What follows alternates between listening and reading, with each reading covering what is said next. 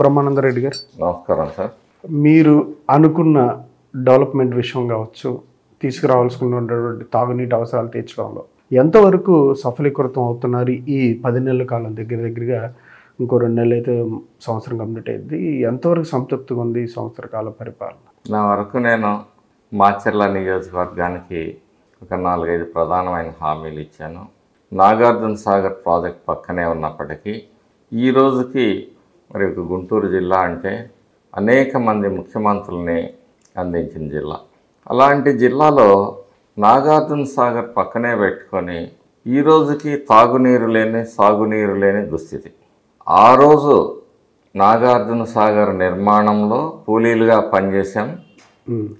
మా ప్రాంత రైతులు, అలాగే మా ప్రాంత రైతు కూలీలు.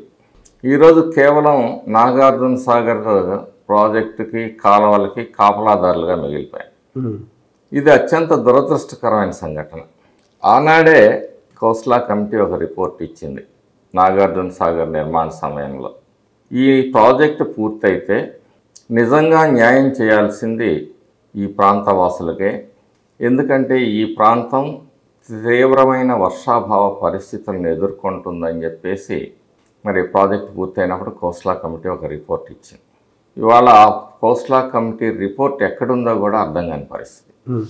అయితే అదృష్టం, ఈరోజు ఎన్డీఏ కూటమి మా నాయకుడు చంద్రబాబు నాయుడు గారి నాయకత్వంలో ఎన్నో ఇబ్బందులు, ఎన్నో ఆర్థిక సమస్యలు, ఎన్నో మరి ఆ వ్యవస్థల విధ్వంసం, మరి వీటన్నిటినీ కూడా కొంతమేర గాడిలో పెట్టడానికి 6 నెలల సమయం పట్టింది మా నాయకుడికి మొదటగానే ఏని గాడిలో పెట్టడానికి.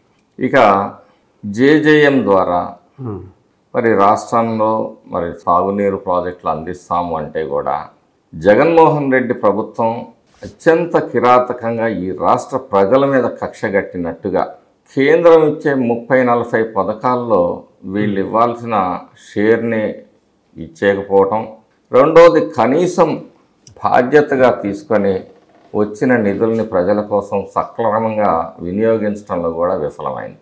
ఈరోజు నరేంద్ర మోడీ గారి చొరవతోటి, పవన్ కళ్యాణ్ గారి చొరవతోటి, చంద్రబాబు గారి నాయకత్వంలో మళ్ళీ ఆ జేజేఎంకి మళ్ళీ 3 సంవత్సరాలు జీవం పోయటం జరిగింది.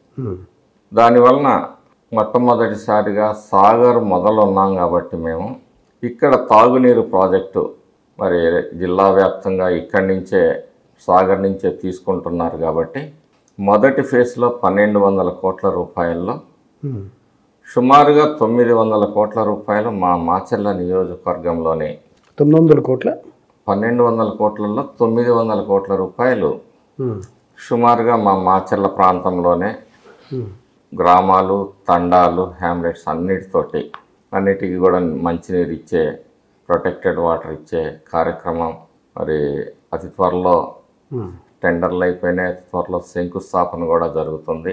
ఈ సందర్భంగా ప్రధాని గారికి, ముఖ్యమంత్రి గారికి, ఉప ముఖ్యమంత్రి గారికి కూడా మాచర్ల నియోజకవర్గ ప్రజల తరఫున ప్రత్యేకమైన ధన్యవాదాలు తెలియజేస్తాను. Thank you sir. Thank you.